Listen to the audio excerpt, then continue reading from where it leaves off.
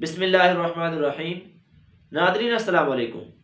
ناظرین، ایک سوال کیا جاتا ہے کہ کافروں کے وہ بچے جو بچپن میں فوت ہو جاتے ہیں، یعنی معصوم بچے پیدا ہوتے ہی فوت ہو گئے یا بالغ ہونے سے پہلے فوت ہو گئے، یعنی اب ان کی طرف شریعت کے احکامات متوجہ نہیں ہوئے، اس حالت میں وہ فوت ہو گئے، تو وہ کہاں جائیں گے؟ اگر وہ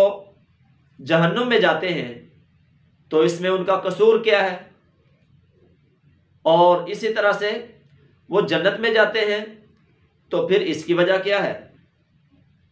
تو جنت میں جائیں گے یا جہنم میں جائیں گے، اس بارے میں مختلف اقوال ہیں۔ مثال کے طور پر ایک قول یہ ہے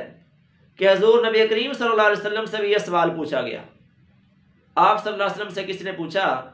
کہ کافروں کے جو بچے نابالغ فوت ہو جاتے ہیں، معصوم بچے جن کے گناہ بھی، یعنی مسلمانوں کے بھی معصوم نابالغ بچوں کے گناہ نہیں لکھے جاتے، تو وہ فوت ہو جاتے ہیں، تو وہ کہاں جاتے ہیں؟ جنت میں یا جہنم میں؟ حضور صلی اللہ علیہ وسلم نے فرمایا اللہ اعلم بما كانوا عاملین، کہ اللہ تعالیٰ بہتر جانتے ہیں کہ انہوں نے مستقبل میں کیا کرنا تھا، یعنی کیا بننا تھا۔ انہوں نے کفر والے اعمال اختیار کرنے تھے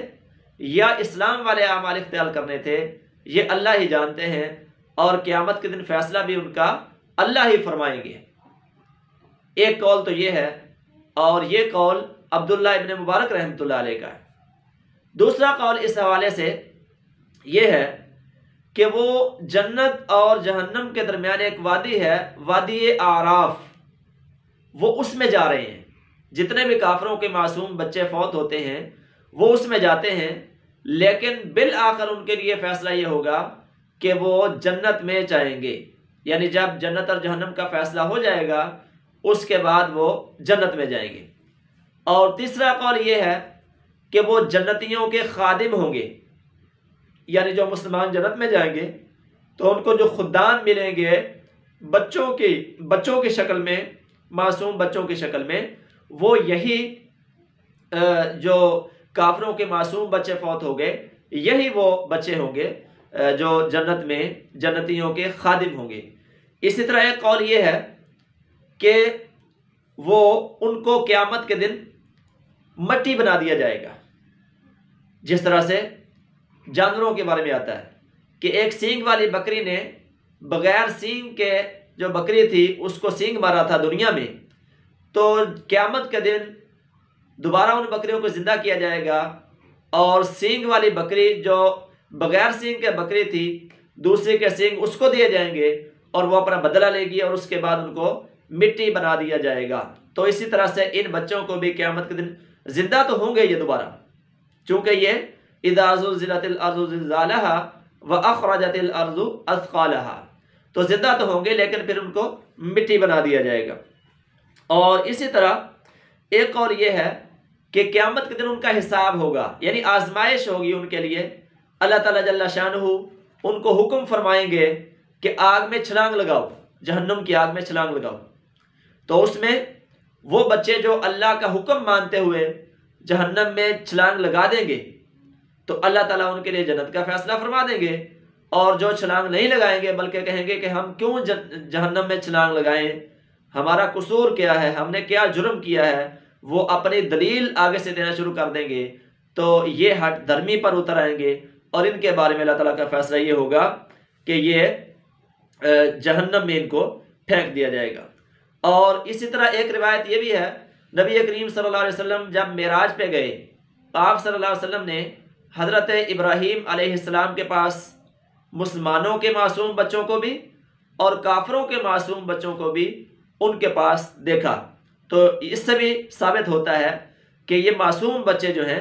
وہ جنت میں جائیں گے۔ اور اسی طرح ایک قول یہ ہے کہ یہ جہنم میں جائیں گے، لیکن یہ قول جو ہے وہ پختہ نہیں ہے، بلکہ اکثر اہل علم نے اس کو رد کیا ہے،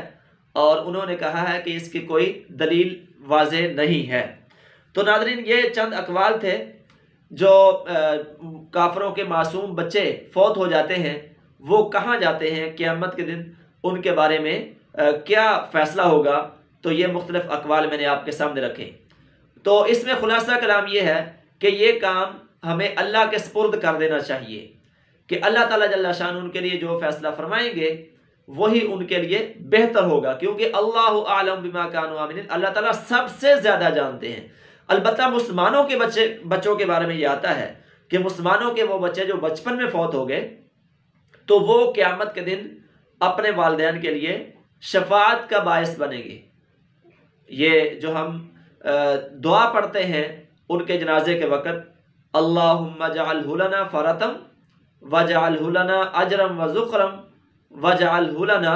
شافیم ومشفعا، یہ بچہ جو نابالغ ہوتا ہے اس کے لیے دعا پڑھی جاتی ہے۔ تو اس میں یہی ہے کہ یا اللہ اس کو ہمارے لیے فرط کا مطلب کہ ایک جگہ کسی مہمان نے جانا ہے تو اس کے جانے سے پہلے جو سامان بھیجا جاتا ہے، جو اس سے جانے سے پہلے انتظام ہوتا ہے، اس کو کہتے ہیں فرض۔ تو ہمارے لیے اس کو انتظام بنا دے جنت کا، اور ہمارے لیے اس کو شفاعت کرنے والا بنا دے، اور ایسا شفاعت کرنے والا جس کی شفاعت قبول کی جائے۔ یہ مسلمانوں کے بچوں کے بارے میں یہ روایت آتی ہے۔ تو اللہ تعالیٰ جل شانہ جو جن مسلمانوں کے بچے فوت ہو جاتے ہیں ان کو قیامت کے دن ان کے لیے شفاعت کا باعث بنائے، اور اسی طرح ان کے والدین کو صبر جمیل عطا فرمائے۔